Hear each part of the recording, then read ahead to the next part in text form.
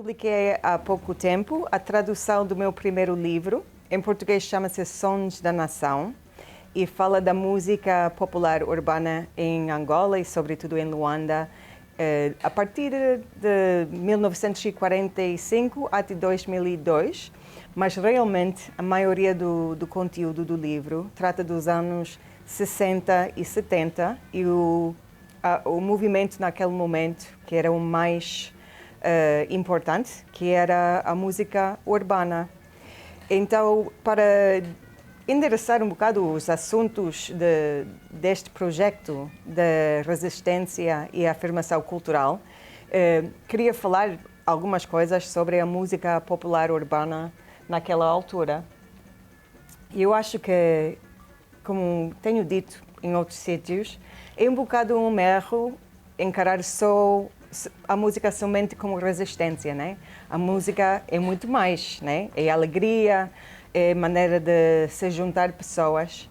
E eu acho que às vezes reduzimos, ou há uma tendência de querer reduzir música, a ideia da resistência na música às letras. E eu acho que isto é um erro, né? Que a música tem muito mais do que isto. Porque se vemos bem a música aqui em Luanda nos anos 60 e 70, a grande importância da música é que juntou as pessoas e despertou a consciência política, que através do investimento, do tempo, na maneira de vestir, de pegarem instrumentos antigos, de começar a compor músicas, sobretudo em Quimbundo. Tudo isto era uma afirmação cultural, mas era uma afirmação de uma cultura que estava a nascer naquele momento, né? Que bebia do passado, mas também bebia daquele momento dos anos 60 e 70, quer dizer, os músicos então ouviam muita música do Brasil, música da França, música dos Estados Unidos e por aí fora. E através deste tipo de viagem cultural, um bocado para fora, eles entravam mais fortemente na cultura angolana e produziram um sentido da angolanidade através da música popular urbana.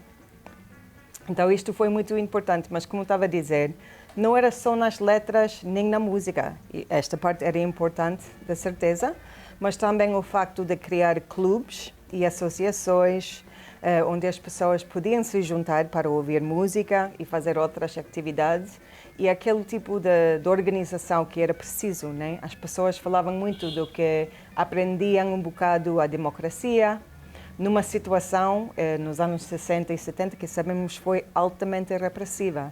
O fim do tempo colonial, depois da eclosão da guerra em 1961, as pessoas sentiam-se, não se podiam exprimir-se politicamente.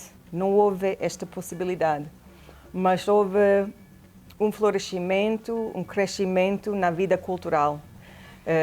Houve aberturas para investimento internacional, houve mais emprego e as pessoas aproveitaram disto para criarem os seus próprios espaços, conjuntos de música, novas maneiras de se vestir e de ceder entre pessoas, né? Criarem assim toda uma cultura muito rica. E eu acho que podemos chamar isto resistência, mas muitas das vezes foi muito para além da resistência. Era alegria, era investimento de tempo, de energia e era investimento em ser angolano, né? De se distinguir dos portugueses, do padrão português. Era um momento de reconhecer que o ensino naquela altura era sobretudo sobre o território de Portugal, né? As pessoas que tinham acesso ao ensino estavam a estudar os rios portugueses, a geografia de Portugal e começaram a questionar-se por que estamos a estudar isso, que nós vivemos em Angola. Quais são os nossos rios? Como é que é a nossa terra? Como é que é a nossa comida? A nossa maneira de falar? Então eles começaram a aproveitar disso, a ver mais este lado. Como disse antes, muitos músicos, muitos deles não falavam quimbundo e tinham que ir fazer pesquisa ou sentar ao lado das tias, das mães, das avós, sobretudo eram as mulheres que cuidavam destas coisas da prática da língua por aí fora.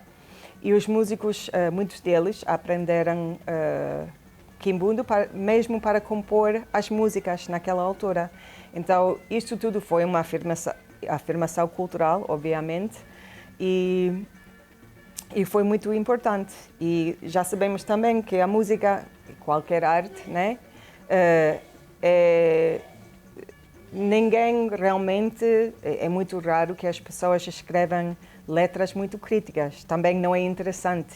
Boa música é para pôr as pessoas a dançarem, né? Então, isto tudo, eles confeccionavam músicas que eram para pôr as pessoas à vontade, a dançarem, a abraçarem, a conversarem, por aí fora. E depois também representavam a vida normal, o dia a dia. Não era uma música crítica para criticar o governo, não era possível, mas era para refletir a vida cotidiana, como é que as pessoas viviam, as malambas da vida, né? Aquilo que eles passavam. E retratando o dia a dia e o normal das pessoas, acabou por ser uma crítica política, porque houve sempre ali coisas que tinham a ver com o facto de não poder pagar para ir para a escola, de perder emprego, de não ter acesso às coisas. Então foi uma maneira que, como estava a dizer, de entrar pela janela e não a porta da frente, né? Era uma crítica de lado, né? Mas também o mais importante realmente era representar as vidas das pessoas aqui, sobretudo as vidas das pessoas que viviam nos Museques, porque sabemos muito bem que nos anos 60 e 70 aqui em Luanda e não só, mas nas outras cidades em Angola, as cidades eram brancas, né? Houve a promoção da imigração dos colonos e dos brancos no início do século XX, mas também outra vez a partir dos anos 50. Então, há quem diz, né, que estava no exílio, que eles voltavam e encontraram uma cidade em Luanda muito mudada, mas também uma cidade muito branca. Não era uma cidade negra. A população dos africanos viviam sobretudo nos Museques. E a vida cultural estava nos Museques na altura. Até os portugueses saíam aqui do centro, da cidade do cimento, né, e iam divertir-se nos Museques, porque a cena cultural nos Museques, à noite, a música, era tão chamativa, né, que até as pessoas saíam do centro, brancos saíam do centro para ir se divertirem nos clubes dos Museques. Então,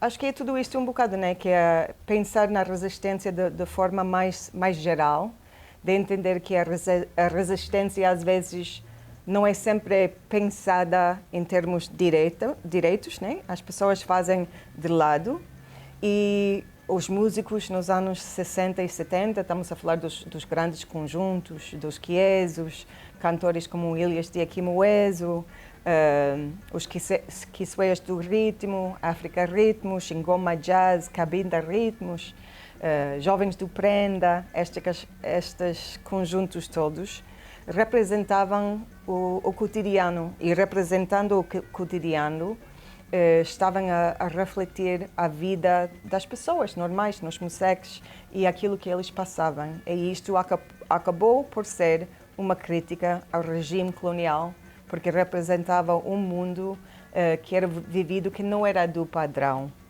do colonialismo.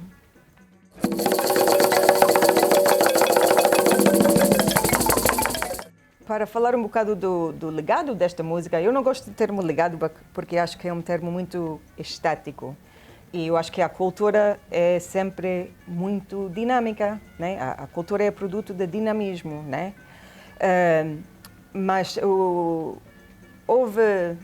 todos os músicos falaram, os músicos daquela altura falaram do hiato da música, que era tipo uma pausa na produção da música, obviamente com a vinda dos movimentos da luta de libertação, no início da independência e o novo governo, né? Depois da independência, quando o MPLA tomou o governo.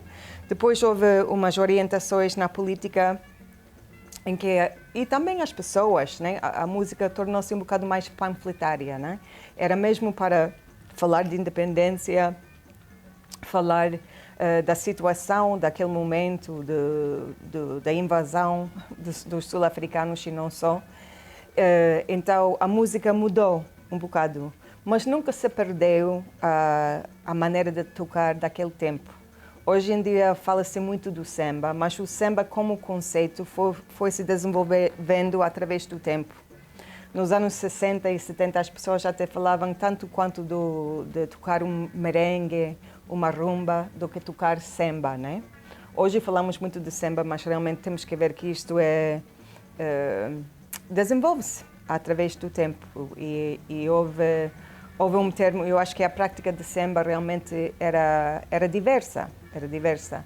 E houve uma retomada disto no fim do último século, no início do século XXI, com novos músicos. Eu acho que o Paulo Flores tem sido uma pessoa, um músico muito importante nesse sentido, de pegar nas músicas antigas, retratá-las, de aprender, como ele diz, né, que tinha que aprender como tocar a guitarra novamente. E temos visto assim uma renovação do samba e o surgimento de uma série de outros géneros de música. Se bem que os angolanos sempre, nas cidades pelo menos, tocavam uma variedade de música, né? Houve disc jockeys, a partir dos anos 50, tocavam músicas do mundo. O consumo da música tem sido sempre muito cosmopolita e isto é bom. Eu acho que isto é importante e é bom. E vai-se surgindo novos géneros de música, temos kizomba, kuduro, houve outros géneros, né? Cabitulas, casacutas, que saíram mais do carnaval, com influências da África do Sul e outros sítios. E toda esta música é muito rica. Também temos o surgimento aqui, a partir dos anos 90, mais ou menos, de rap angolano. E rap angolano, rap consciente, kuduro consciente. Eu acho que eles também vêm um bocado, bebem um bocado destas músicas críticas e têm produzido até músicas mais interventivas, né? Em termos do cunho crítico, das letras e por aí fora. Mais desenvolvido, porque é possível hoje em dia ser mais crítico, mesmo com situações complicadas politicamente. Eles conseguem dar uma crítica mais direta do que podiam dar nos anos 60 e 70, mas bebem daquele tempo e vão muito neste lado de representar a vida cotidiana, a vida das pessoas normais, né? Eu acho que há muito disso na música do Paulo Flores, por exemplo, né? Eu acho que Paulo Flores canta muito bem Angola, canta a vida das pessoas. E é isto que as pessoas sentem, conseguem se rever nas músicas dele, no dia a dia, aquilo que eles sofrem, a luta do dia a dia, né? E os desejos das pessoas. Então acho que é um bocado disso, que é realmente nesta de tratar da vida normal e das pessoas normais, é que há sempre uma crítica social que às vezes tem um cunho político também.